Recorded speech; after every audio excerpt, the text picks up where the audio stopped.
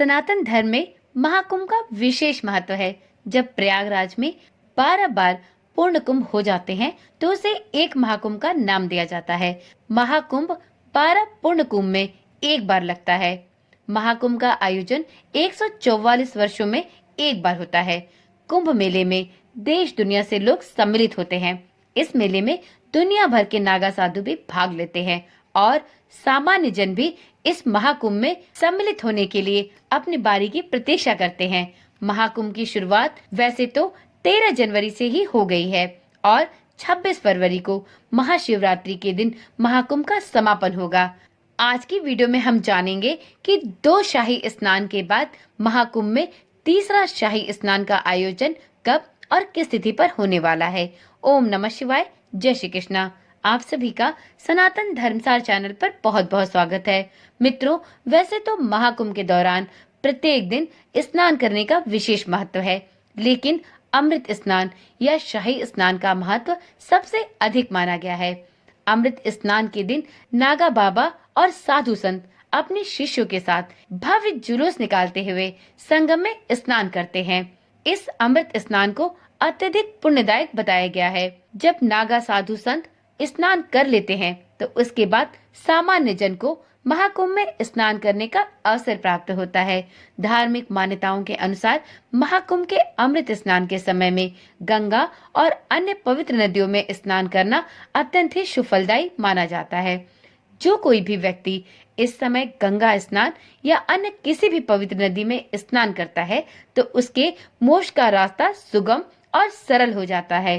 धार्मिक मान्यताओं के अनुसार अमृत स्नान करने से 1000 अश्वमेध यज्ञ करने जैसा पुण्यफल प्राप्त होता है।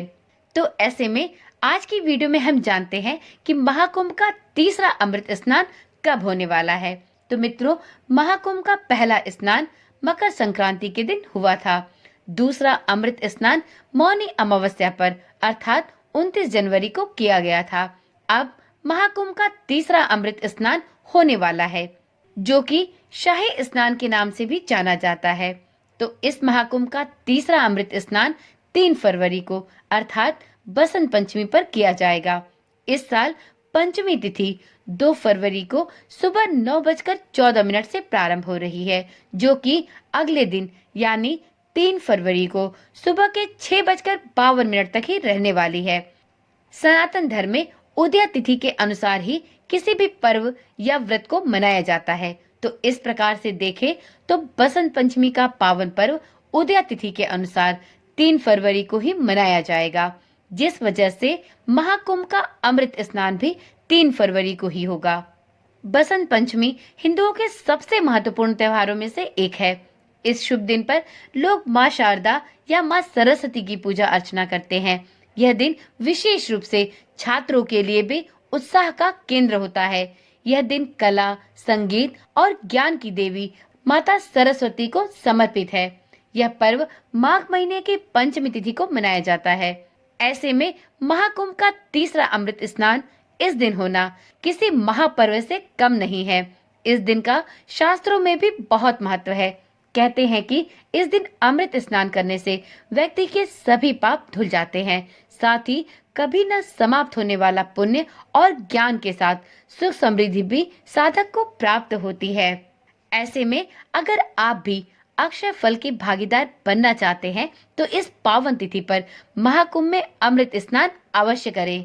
वीडियो में अब जानते हैं बसंत पंचमी के दिन अर्थात तीसरे अमृत स्नान के दिन स्नान दान का सबसे शुभ मुहूर्त क्या होगा। तो मित्रों, बसंत पंचमी पर स्नान दान के लिए कई शुभ योगों का निर्माण हो रहा है, जो अपने आप में दुर्लभ है। इस दिन सर्वार्थ सिद्ध योग सुबह 7:09 से अगले दिन की मध्य रात्रि 12:52 तक रहेगा।